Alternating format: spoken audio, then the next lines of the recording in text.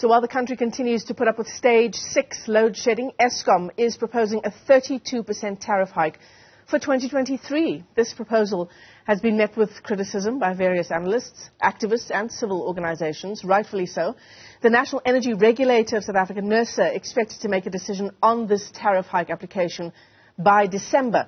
So let's unpack the various issues insofar as Eskom's performance and this tariff hike is concerned. We're joined by Cosatu's Parliamentary Coordinator, Matthew Parks, and Simon Skhosana, who is the Sanco Chair, also joins us for this discussion. To both of our guests, thanks very much indeed for joining us. Matthew, let's kick it off with you.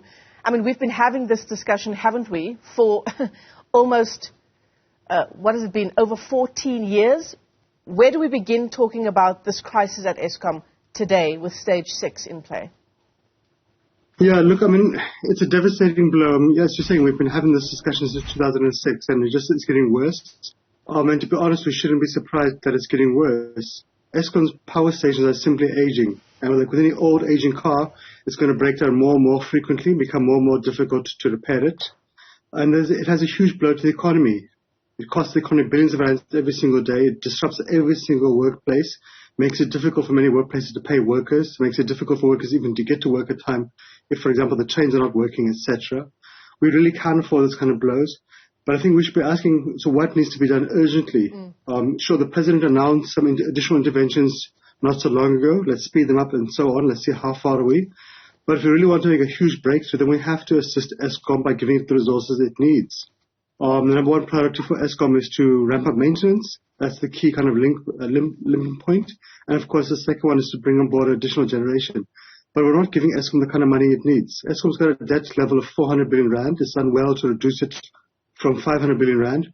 We need to see us, as government at least, helping Eskom to take that debt burden off of its shoulders. That will free up money for it to focus on maintenance, to buy parts, to employ additional persons who has needs in terms of the skills, etc., and to buy additional generation capacity, to invest in new capacity and so on.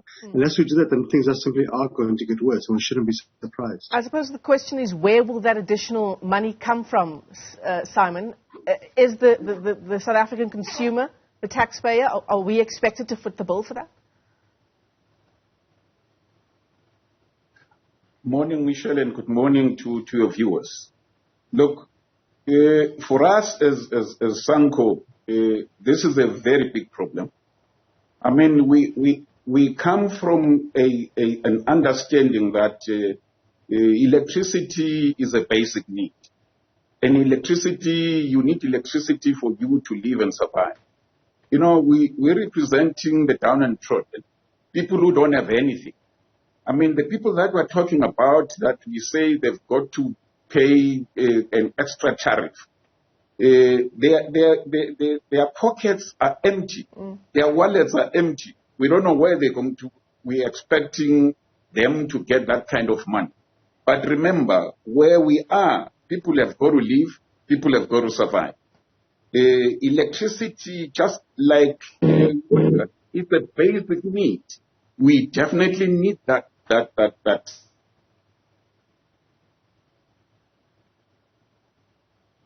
All right. It appears we're struggling with our connection to service. We need that electricity. Simon Skhosana. We can't. Yeah, Simon, apologies for that. We just had your picture freeze for a few moments there. Let's just give it a second. Hopefully that connection will stabilize. Matthew, let's bring you back into the conversation. I mean, is part of the discussion to be had this morning around Andre de Ruyter and whether he is up for the job? What has he achieved since his appointment in 2019? Yeah, look, we know it's often in a popular call for people to say let's see heads rolling. Sure, you can understand that point of view. I think for us there are two questions to ask. One is, have we given de Ruyter the resources he requires to fix the problem? If we haven't, then we need to do so. Once we do so, then we can then hold them accountable. But I think it's very difficult to hold someone accountable if you say, go and fix Eskom, but we're not going to give you the money to invest in maintenance, to buy new parts. We're not going to give you the money to invest in new generation capacity. But we'll see how you do. I think, to be honest, we have actually failed to give Eskom the support it requires to turn around. People at Eskom, I think, do want to turn it around. They do know what needs to be done, from the top to the ordinary worker, the power station, and so forth. But we needed to give them the resources. We cannot be surprised when the Eskom was collapsing yet we have not given it the kind of support it needs to turn things around. The very reason why we're in this crisis right now is because in the late 1990s, in the early 2000s, we didn't give Eskom the support and the money to invest in new generation capacity, and we're now paying the price for it. And it seems we want to repeat that price, and that's going to come at a huge cost to us. Yeah. The consequence also is that, as Michael was saying, Eskom wants to have a 32% tariff hike. No worker, no consumer can afford that. Businesses cannot afford that.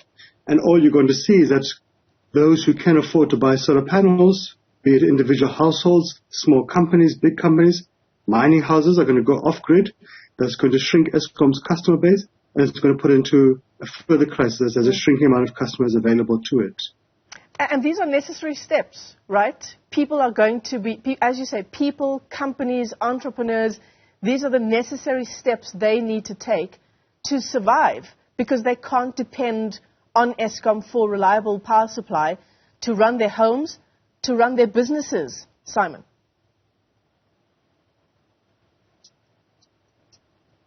Whatever we want to say, from where we are, you're talking to people that their wallets are empty. And if anybody says that those people must be able to pay, where are they going to find that money to pay? I mean, Pax is saying it right now. People have no jobs. People are all sitting at home. People have no means to survive. The next thing that you say we're talking about with the increase of the tariffs is that we must now pay an extra increase on the tariffs. Let alone the fact that even up to now, people can't afford to pay that an account of Eskom, and that is why when this electricity thing or the payment of services was looked at, and it was looked at thoroughly, there was a policy of indigent, which was precisely looking at those that can't afford. Mind you, there are those that can afford. We certainly say those must pay, but you can't expect a person that doesn't have a means of income, that doesn't have anything, then you say that person must be able to pay for that particular individual to be able to live and survive.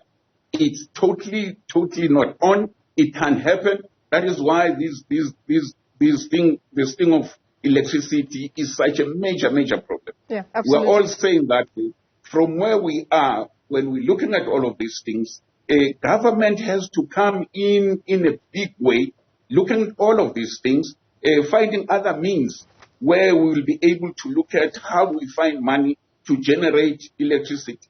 Remember, I say it again, people must be able to live. People must be able to survive. And this is the basic need. It shouldn't be looked as a luxury. It's a basic need in as much as water is a basic need. Absolutely. And the knock-on effects, we keep talking about it, Matthew, the ability to attract investment into our economy. More than half of our young people are unemployed. There's our unemployment rate. It's all linked to our ability as a country to have a stable and reliable energy supply. I mean, the discussions we're now having, we're being told that Eskom is procuring 1,000 megawatts now from private companies who have been generating their own electricity. Why have we not done more to bring this excess generation capacity into the grid before? Why do we need to wait until we get to stage 6 with the threat of stage 8 load shedding even looming?